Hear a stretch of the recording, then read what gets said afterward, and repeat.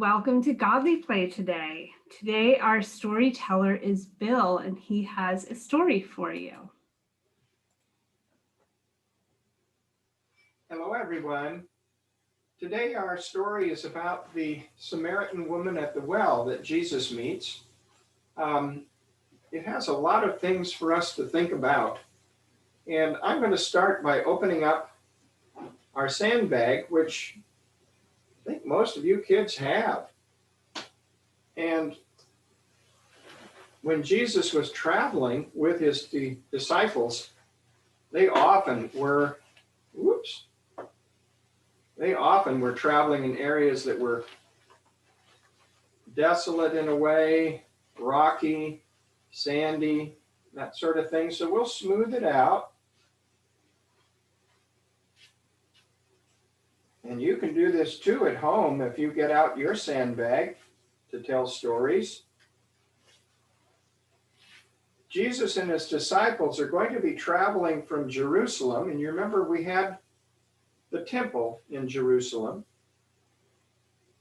And part of the way they would most likely have a pathway or a roadway to travel on.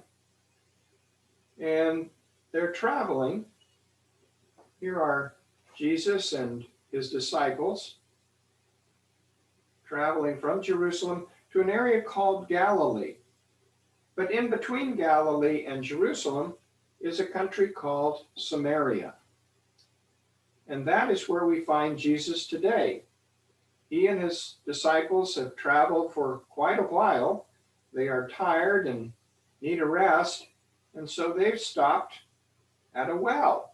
And this is the well that I think each of you have too. So we'll have Jesus and his disciples here at the well. And Jesus is rather tired and he's thirsty. And the disciples think about this a little bit and they think, I think we should get some food. So they are going to walk off a distance to a nearby town to see about buying some food. Unexpectedly, from the town, a woman comes to get water from the well. And this is what many people in this area would have to do. They would have to walk quite a distance, probably with a large jug, in order to gather water from the well and take it back to their home. So Jesus, of course, we know is thirsty, and he asks the woman, he says pretty directly, "Give me a drink of water." But the woman knows this is rather a strange thing to happen for Jesus to talk to her, because she is a Samaritan and Jesus is a Jew, and they don't get along very well. Plus, it is very uncommon, or not the custom, that a man would talk with a woman in public. We weren't supposed to do that. So the woman asked Jesus, "How is it that you, a Jew, ask a drink of me, a Samaritan?" And Jesus responds by saying, "I can give you living water." "But sir," she says, "you have no bucket. The well is so deep. And what is this living water?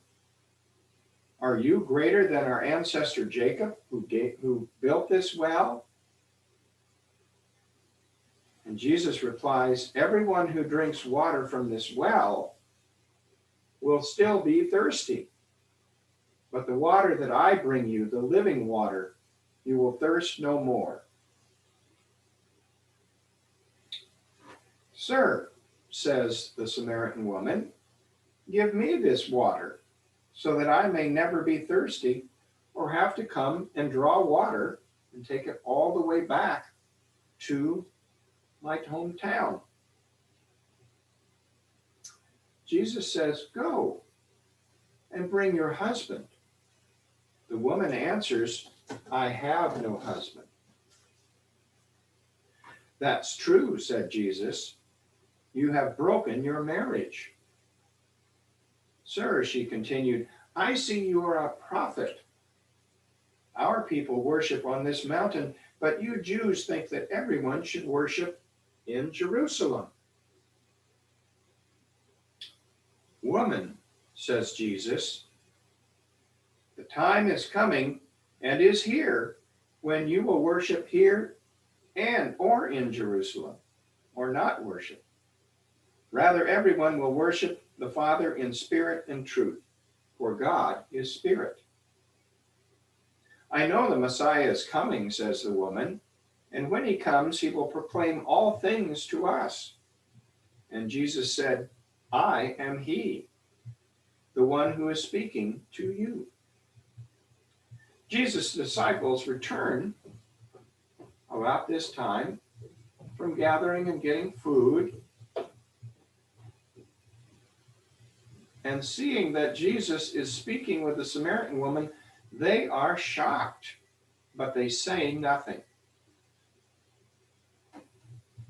However, the woman is so excited that she runs back to town to tell her friends and other people that she has met Jesus, that maybe he is the Messiah, and she brings them all back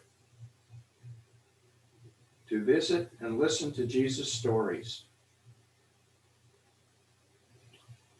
So this ends our story about the Samaritan woman at the well, but we do have some questions you might like to think about. Actually, these are things to wonder about. So I wonder what you might like best about the story.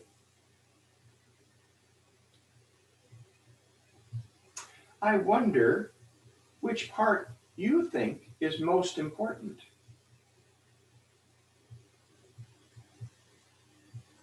I wonder if any part seemed strange. And I finally wonder if there is any part of the story that could be left out, or if we need all of the parts to make it work. Thank you for being with me today. I hope you've enjoyed our story, and I hope you will come back again on our next meeting for the next story about Jesus' life. Goodbye. Bye-bye.